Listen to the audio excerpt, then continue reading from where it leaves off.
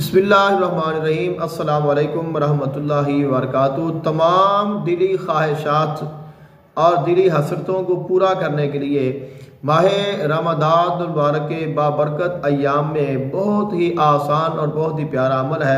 आपने रोज़ाना सहरी और इफ्तारी के वक़्त, जब आप सहरी के वक़्त बेदार होंगे और इफ्तारी के वक़्त आप तैयारी कर रहे होंगे, तो आपने सिर्फ़ और सिर्फ 41 मरतबा कुरान मजीद फुरकान हमीद की आयत मुबारक का ये एक हिस्सा है, बी यादी कल खैर इन्नका अला कुल्लि शैइन कदीर, अल्लाह तेरे हाथ में तमाम भलाइयाँ हैं और तू हर चीज़ पर कादर है। ये आपने 41 मरतबा अव्वल और आखिर दूध पाक के साथ पढ़ना है और ये अमल आप पूरा माह रमज़ान मुबारक जारी रखें। इंशाअल्लाह इसके साथ अल्लाह ताला आपकी तमाम दिली ख्वाहिशात को, तमाम हसरतों को, तमाम चाहतों को अपने फजल के साथ पूरा फरमा देगा।